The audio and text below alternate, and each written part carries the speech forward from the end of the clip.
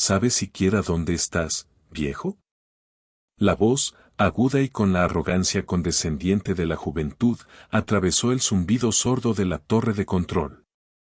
El aviador de primera clase Davis, de apenas 20 años, estaba de pie con los brazos cruzados, la imagen perfecta de la agilidad e impaciencia militar. Su superior, el sargento Miller, estaba a su lado, con una carpeta en la mano y una expresión de profundo enfado. El blanco de su irritación, Frank Peterson, no dijo nada. A sus 87 años, parecía tan anciano e inamovible como las montañas distantes visibles a través del cristal panorámico. Vestido con una sencilla cazadora y pantalones, parecía completamente fuera de lugar entre las pantallas brillantes, las complejas consolas y el personal uniformado de las instalaciones de vanguardia. Simplemente mantenía la mirada fija en el aeródromo, donde un escuadrón de F-35 brillaba bajo el sol de la tarde. Sus manos descansaban en el alféizar de la ventana, la piel fina como un pergamino sobre un entramado de hueso y vena.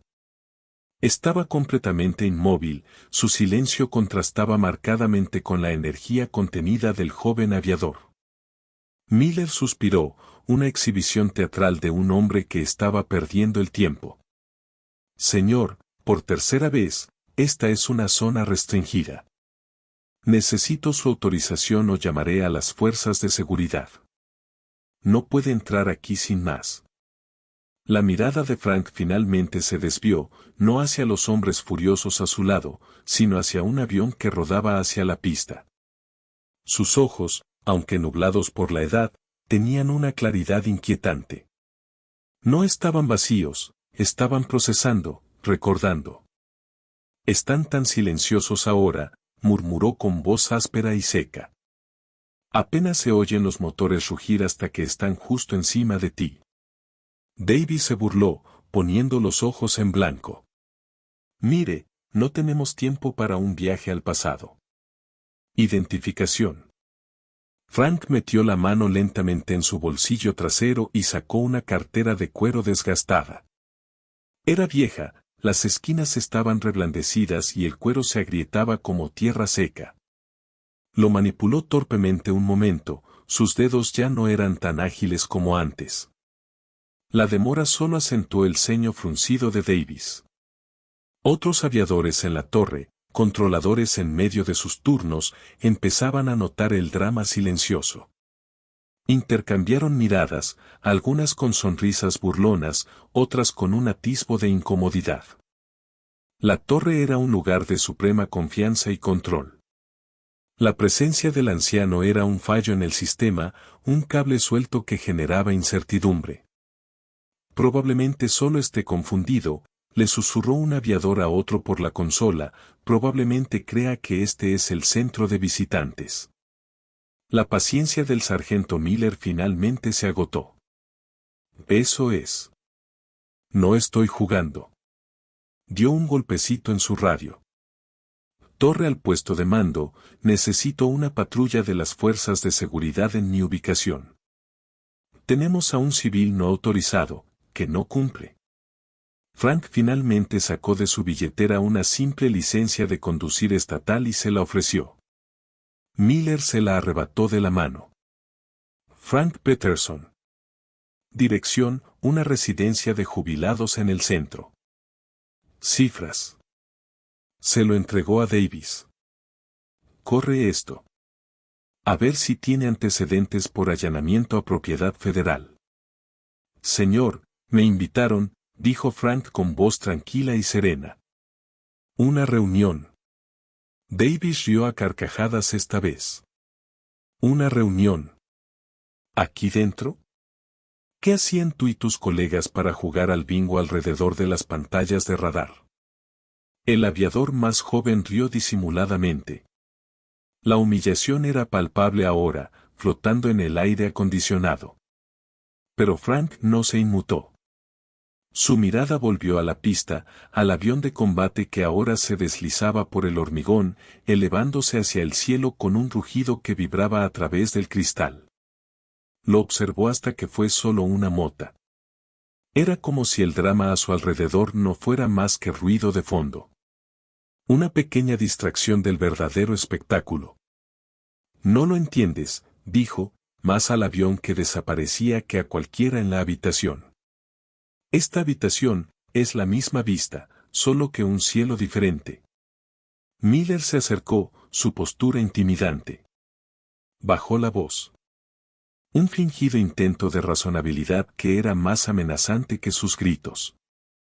Señor Peterson. No sé qué cree que es esto. Este es el centro neurálgico de una base aérea activa. Los aviones más avanzados del mundo se controlan desde estos asientos. Lo que ve ahí fuera son miles de millones de dólares en tecnología y cientos de vidas que dependen de que hagamos nuestro trabajo sin interrupciones. Señaló vagamente a Frank. Frank, como si fuera un pedazo de basura que necesitaba ser barrido. Los demás controladores volvieron a concentrarse en su trabajo, pero la tensión persistía. Todos eran muy conscientes del anciano junto a la ventana y de los dos aviadores que se acercaban a él. El aire crepitaba con un juicio tácito. Frank era una anomalía. Un anciano en un mundo de jóvenes, una reliquia en una habitación dedicada al futuro. Su tranquila dignidad fue malinterpretada como terquedad senil, su mirada nostálgica como el vagabundeo confuso de una mente perdida. Mientras Frank guardaba la cartera en el bolsillo, un pequeño objeto en la solapa de su cazadora llamó la atención de Davis. Era un prendedor, no más grande que una moneda de 10 centavos, hecho de un metal opaco y deslustrado. No tenía adornos, ni insignias militares visibles ni brillo pulido. Parecía algo que un niño podría encontrar en la tierra. ¿Qué es eso?, preguntó Davis, señalando. ¿Algún tipo de prendedor de club? ¿Ganaste un premio en el concurso de repostería del centro para personas mayores? La mano de Frank se dirigió instintivamente al prendedor, acariciando con el pulgar su desgastada superficie. Por primera vez, un destello de emoción cruzó su rostro. No era ira ni dolor. Era algo más profundo. Una sombra que se movía sobre un lago inmenso y tranquilo. El zumbido estéril de la torre se desvaneció, reemplazado por un latido por un sonido diferente. Un grito. No de una persona, sino de metal desgarrándose a 9.000 metros. Sintió un escalofrío fantasmal, el frío profundo y cortante de una noche de altura. En su mente, no veía el soleado aeródromo, sino un manto de absoluta oscuridad, punzado por la distante e indiferente luz de las estrellas. Sintió el peso de una mano sobre su hombro, una mano temblorosa, y oyó una voz llena de estática y terror a través de unos auriculares que no había usado en 60 años. Estamos ciegos, Frank. Estamos ciegos aquí arriba. Llévanos a casa. El recuerdo se desvaneció tan rápido como llegó, dejando a Frank de pie junto a la ventana, con el pulgar aún en el alfiler. El presente regresó de golpe, con la cara burlona de Davy y la inminente llamada de Miller a las fuerzas de seguridad. El enfrentamiento estaba llegando a su punto álgido. Miller, al ver el vehículo de las fuerzas de seguridad detenerse al pie de la torre, sintió una oleada de autoridad moral. Estaba manejando la situación al pie de la letra. Tenía el control. Muy bien, señor Peterson, dijo Miller con voz dura. Su pequeña visita ha terminado oficialmente. Estos hombres lo escoltarán fuera de la base. Pero no todos estaban convencidos. En un rincón ligeramente más oscuro de la torre, junto a la consola de supervisión, la capitana Eva Rostova había estado observando todo el intercambio. Oficial de carrera con una década de servicio, tenía un instinto especial para las cosas que no cuadraban. Al principio, compartió la molestia de Miller por la violación del protocolo, pero mientras observaba al anciano, algo la detuvo. No era solo su calma sobrenatural, sino su mirada. Había visto ojos así antes, en los rostros de veteranos de guerra que regresaban de sus despliegues. Ojos que habían visto demasiado como para ser desconcertados por un sargento engreído. Entonces vio el pin. Era pequeño, indistinto, pero algo en su diseño simple y funcional le trajo a la memoria un seminario de historia que había tomado en la academia. Era de un programa que apenas era una nota a pie de página en los registros oficiales, una historia de fantasmas desclasificada. Miller les hacía un gesto a las fuerzas de seguridad que llegaban para que subieran. Rostova sabía que solo tenía unos segundos. Siguiendo su instinto, se levantó y entró en la pequeña oficina contigua, cerrando la puerta casi por completo. Ignoró el número de las fuerzas de seguridad. Su dedo se posó sobre el teclado de su teléfono de escritorio. Luego marcó la sección de mando de la base. Estaba saltándose toda su cadena de mando, una maniobra que podría acabar con su carrera. Habla la capitana Rostova desde la torre de control, dijo en voz baja y urgente. Comuníqueme con la oficina del comandante de ala. Es un asunto del protocolo 7. El protocolo 7 era una designación poco utilizada, reservada para situaciones con visitantes distinguidos o posibles incidentes diplomáticos. Era un código que garantizaba una respuesta. En cuestión de segundos, un ayudante estaba al teléfono. Hay un civil anciano en la torre, explicó Rostova rápidamente. El sargento Miller está ordenando su destitución. Se llama Frank Peterson. Hizo una pausa para respirar hondo. Lleva un prendedor. Es una pequeña pieza de metal sin marcar. Creo, señor, creo que podría ser del proyecto Anochecer, dijo el nombre y contuvo la respiración. Por un instante, solo hubo silencio al otro lado de la línea.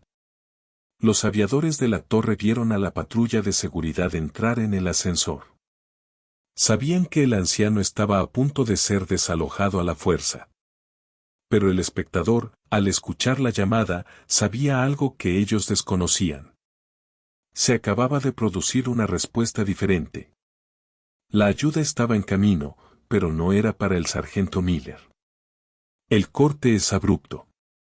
Ya no estamos en la torre de paredes de cristal, sino en una oficina lujosamente amueblada, con las paredes adornadas con condecoraciones y fotografías de aviones.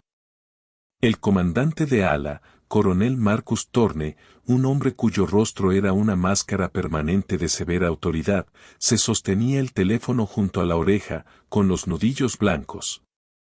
Repítalo, capitán, ordenó en voz peligrosamente baja.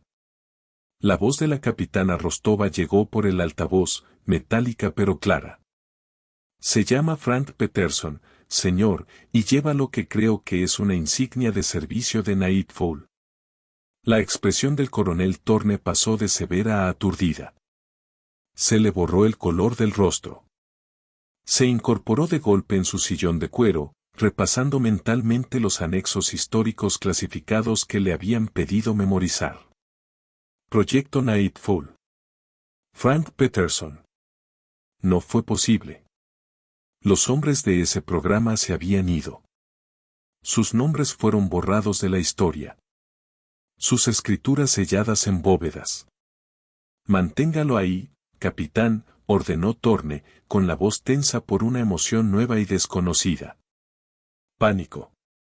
No deje que sus hombres lo toquen. No me importa lo que tenga que hacer. Entreténgalos. Voy para allá. Colgó el teléfono de golpe y gritó pidiendo ayuda. Un joven teniente entró corriendo en la oficina. Póngame con el general Wallace. Use el teléfono rojo. Dígale a su oficina que es una prioridad. No, dígales. Dígales que se trata de Frank Peterson. Ya se estaba poniendo su impecable chaqueta de servicio, con movimientos espasmódicos y frenéticos. El ayudante, que nunca había visto al coronel tan nervioso, lo miró confundido. Váyase ya, ladró Torne. El ayudante huyó. El nombre de Frank Peterson no le decía nada, pero el terror del comandante de ala era contagioso. Se avecinaba una tormenta. De vuelta en la torre de control, la ignorancia era una bendición. Los dos aviadores de las fuerzas de seguridad, armados e imponentes, salieron del ascensor. El sargento Miller señaló a Frank con el pulgar. Es él. Ha sido desobediente desde que llegó. Quiero que lo escolten hasta la puerta y le emitan una advertencia formal de intrusión. El aviador Davis sonrió con suficiencia, disfrutando de la irrevocabilidad del momento. Se acercó a Frank, que seguía mirando por la ventana, aparentemente perdido en el mundo. Es hora de irse, abuelo, dijo Davis con voz desbordante de condescendencia. Tu pequeña excursión ha terminado. No lo compliquemos. Uno de los aviadores de seguridad le puso una mano en el hombro a Frank. Se suponía que era una guía firme, pero en el contexto de la humillación pública, era un acto de dominio definitivo. Este era el punto de no retorno. Estaban tratando a una leyenda como a un vagabundo. Frank finalmente giró la cabeza, sus ojos serenos se encontraron con los del joven aviador. No parecía asustado. Parecía decepcionado. Justo cuando los aviadores comenzaban a presionar, las puertas del ascensor se abrieron de nuevo con un siseo que sobresaltó a todos. Salió el coronel Thorne, con el rostro convertido en una nube de tormenta y los ojos encendidos. Les seguían el jefe de comando de la base y un puñado de otros oficiales de alto rango. Su llegada fue tan repentina y tan impactante que el parloteo de fondo de la torre se apagó al instante. Miller y Davis se pusieron firmes, boquiabiertos. Pero fue el hombre que lo siguió fuera del ascensor quien dejó sin aliento a la habitación. Era alto y de hombros anchos, con su uniforme de servicio azul oscuro adornado con 4 estrellas plateadas en cada hombro. Una constelación de cintas y medallas le cubría el pecho. Era el general Marcus Wallace, comandante del Comando de Combate Aéreo, uno de los hombres más poderosos de todo el ejército de Estados Unidos. La presencia de un general de 4 estrellas en la torre de control de una base era tan inaudita que prácticamente desvirtuaba la realidad. Era una figura que se veía en la televisión o en fotos granuladas del Pentágono, a menos de 3 metros de tu puesto de trabajo. El aire mismo parecía volverse denso y quieto. La mirada del general, aguda y depredadora, recorrió la habitación con una sola mirada desdeñosa. Ignoró al coronel que saludaba, a los aterrorizados suboficiales y a los guardias de seguridad armados. Su mirada se posó en una sola persona, el frágil anciano de la cazadora. Sin decir palabra, el general Wallace cruzó la sala a grandes zancadas, sin que sus zapatos lustrados hicieran ruido. Toda la sala contuvo la respiración. Pasó junto a Miller y Davis como si fueran muebles. Se detuvo justo frente a Frank Peterson. Durante un largo instante, los dos hombres se miraron. El general de 4 estrellas y el civil olvidado. Entonces, en un acto que desafió toda lógica y protocolo para los atónitos espectadores, el general Wallace juntó los talones con un clic audible. Se llevó la mano derecha a la frente en un saludo tan brusco y preciso que podría haber cortado cristal. La sostuvo, con el brazo rígido, la mirada fija en la de Frank. El silencio se prolongó hasta la eternidad. Davis parecía a punto de desmayarse. El rostro de Miller se había tornado de un verde pálido enfermizo. Finalmente, el general habló, con una voz grave y barítona que llenó la silenciosa sala de una autoridad inquebrantable. Señor Peterson, dijo, con la voz cargada de una profunda y genuina reverencia. Es un honor, señor. Mantuvo el saludo durante un segundo más antes de bajar lentamente la mano. Entonces giró ligeramente la cabeza, dirigiéndose al aviador petrificado en la habitación, pero sus palabras eran claramente un homenaje destinado a Frank. Para aquellos de ustedes que no lo saben, la voz del general resonó, ganando fuerza. Estás en presencia de un fantasma, un hombre cuyo nombre fue clasificado durante 50 años. Estás de pie frente a Frank Peterson, el controlador de misión principal del proyecto Nightfall durante el apogeo de la Guerra Fría. Hizo un gesto hacia la ventana, hacia la vasta extensión del cielo. Desde un búnker de hormigón enterrado a 300 metros bajo tierra sin nada de la tecnología que hoy damos por sentado. Este hombre fue los ojos y los oídos de las misiones de reconocimiento más audaces en la historia de nuestra nación. Él y su equipo guiaron a los pilotos a través del territorio enemigo cuando estaban solos, perseguidos y completamente a oscuras. Los ojos del general encontraron el pequeño pin deslustrado en la solapa de Frank. ¿Ves este pin? Preguntó. Preguntó, bajando la voz de nuevo, volviéndose más personal. En 1968, un avión espía SR-71 sufrió una falla catastrófica de sistema sobre espacio aéreo hostil. La navegación, las comunicaciones, todo se cortó. Volaban a ciegas a 80.000 pies, un avión muerto esperando ser derribado. Pero no estaban solos. El general se volvió hacia Frank. Este hombre, usando nada más que una regla de cálculo, un cronómetro y su conocimiento enciclopédico de las cartas astrales, convenció al piloto y a su oficial de reconocimiento de que volvieran a casa. Durante 3 horas fue su brújula. Fue su radio. Fue su ángel guardián. Lo hizo todo de memoria, trazando un curso que los llevó a través de 3 fronteras y los aterrizó en una pista amiga con sus tanques de combustible vacíos. El piloto le dio este pin, su propio pin de escuadrón, porque Frank se lo había ganado más que nadie. La sala era una catedral de silencio atónito. Los aviadores, que minutos antes habían visto a un anciano confundido, ahora vieron a un gigante. La mueca de desprecio de Davis dio paso a una mirada de absoluta incredulidad. La capitana Rustova sintió una lágrima correr por su mejilla. No se había equivocado. Había estado en presencia de la grandeza y casi no la había reconocido. Frank simplemente inclinó la cabeza. Un silencioso reconocimiento de un recuerdo que era solo suyo. La expresión cálida y respetuosa del general Wallace se desvaneció al volver la mirada hacia Miller y Davis. La temperatura en la habitación descendió drásticamente. Su voz ya no resonaba. Era como una cuchilla de hielo. Tú, dijo, con la mirada fija en el sargento Miller. Estás en una sala construida sobre el legado de hombres como él. Operas equipo que existe gracias a los riesgos que corrieron. Tuviste una pieza viva de esa historia y lo trataste como a un intruso. Luego, él centró su atención en Davis.